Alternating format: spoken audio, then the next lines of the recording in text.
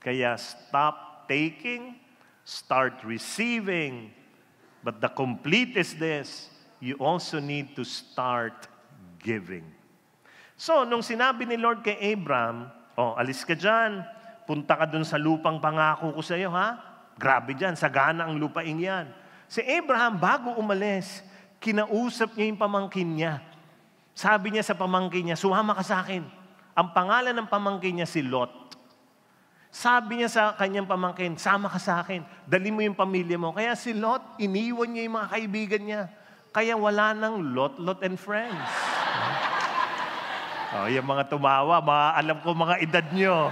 Ha? Mga Lot and friends dito. So, umalis si Lot kasama si Abraham. Pagdating nila dun sa lupa, grabe, they were really, really blessed. Dumami ng dumami yung mga alaga nilang mga hayop. Ito ang problema.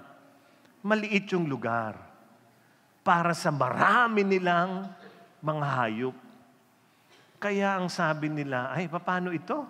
Nag-aaway na ang mga tao nila dahil napakadaming animal. Ay, animals pala. Iba yung animal eh. Nag-aaway na sila.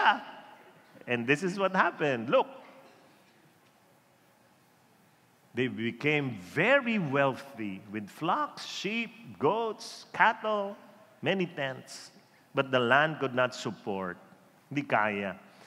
So, disputes broke out between the herdsmen of Abram and Lot. Nag-aaway. Bakit nag-aaway? Gusto kong pakinggan nyo, ha? May dalawang bagay kaya nag-aaway. First, scarcity mindset. Kulang. Mawawalan ako. Yan ang una. Pag dinagdag mo pa tong isa, gulo. Ano yon? Takot. Fear. And the scarcity mindset and fear happened to us, the whole world, during pandemic. In my province in New York, probinsya ko lang yan. Ha? Anong pinag-agawan ng mga tao sa Amerika? Toilet paper. Grabe ang hoarding nila sa toilet paper. Sobra, talagang ubos ang toilet paper. Sa Pilipinas, alcohol. Naalala niyo yung mga nag-hoard ng alcohol? Ganito. Ang tindi. No? Hoarding. No? Yung iba, pinasosyal lang nila, pero hoarding pa rin. Ganito. Ang tindi niya. So nakita ng mga business people, yung mga nagtitinda ng alcohol, ay, business natin. So nagbukas sila ng ganito.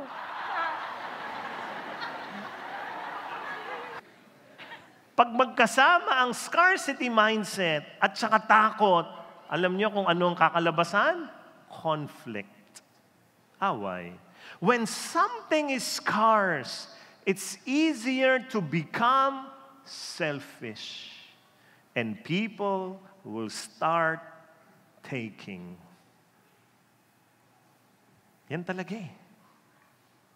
Kaya lang ang galing ni Abraham. Yun ang gayahin natin. Bakit? Si Abraham operates differently. He operates with an abundance mindset.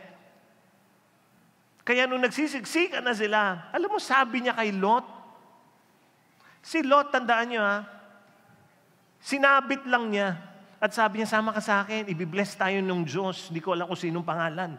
Halika na, basta you will be blessed. O pagdating nila, bless na bless si Lot dahil sa kanya yun. Sinong boss? Siya. Sinong uncle? Siya. Siya matanda. Siya ang dahilan. Kaya ito si Lot na be-bless. Alam mo, sabi ni Abram kay Lot, read this. Let's not allow this conflict to come between us. After all, we are close relatives. The whole countryside is open to you. Take your choice of any section of the land you want, and we will separate. Maghiwalay muna tayo. Maghiwalay na lang. Tapos itong sabi niya, if you want the land to the left, I will take the right. If you want the land on the right, I will take the land on the left. Anong gusto niyang sabihin? Lot, ikaw na mamili. Saan mo gusto dyan? Doon ako sa kabila. Para hindi tayo nag-aaway. Ha? Imagine mo kung ikaw si Abraham, ikaw ang una dito, anong gagawin mo? Ikaw ang pipili. Yung tira, sa'yo, ako ang boss dito. Abundance mindset is different. Sabi ni Abraham, ikaw, pumili ka. Alam niyo, pinili ni Lot? Yung pinakasaganang lupa. Sabi niya, akin to. Kita mo talaga sagana eh. Dito ako. Diyan ka. Akin to.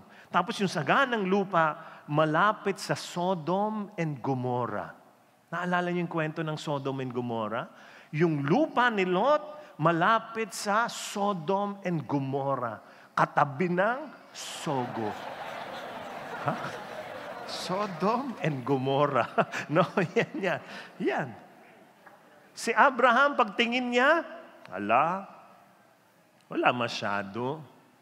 Pero sabi niya, okay, sa akin na lang ito.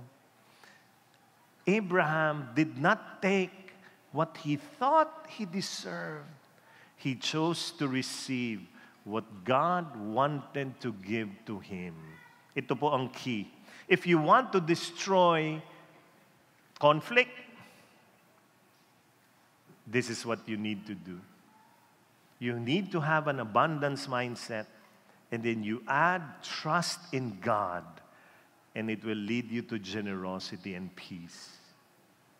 Baka nag-aaway-away na kayo sa pamilya dahil pinag-aagawan nyo ay isang pirasong lupa na iniwan ng magulang nyo sa inyo. Tapos hindi klaro yung pagkakaiwan niya. So kayo magkakapatid na nagmamahalan noon, nag-aaway na ngayon. Anong pirasong lupa yan? Sa paso. Napakaliit. Pag-aawayan. Pero gusto ko tingnan nyo, have an abundance mindset and then put trust in God. You will be generous and you will find peace. But let me balance what I'm saying, para hindi rin naman kayo biglang, ano nangyari? Kala ko sabi ni brother, ito po, when it comes to money, I am not advocating that you allow yourself to be abused. Huwag kayo papaabuso. Nyari, merong namamas ko sa inyo. Tanungin nyo. Inaanak ba kita? Ganon. Pag sinabing hindi po, oh, God bless you. Ganon.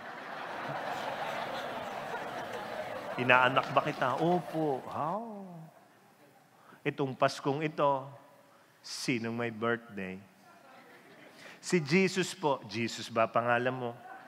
Hindi po. God bless you. Ganon. Ha? You are not loving anyone by allowing someone to abuse you. Ha? Nako, no. I am not advocating unwise giving that will only breed parasites. May mga ganyan eh. Pagbigay ka ng bigay, nako, parasite na. Unwise giving harms more than helps. Please, always give with love and wisdom. Minsan gagamitin nyo rin ito. Huwag lang palagi ito, pero sabay. Para alam mo rin na, bakit nga ba? Ha? Pero sa akin, mas mahulog kayo sa puso. Minsan alam nyo na, oo nga, this is unwise, pero kailangan nila eh. Then basta you need to balance both of them, okay?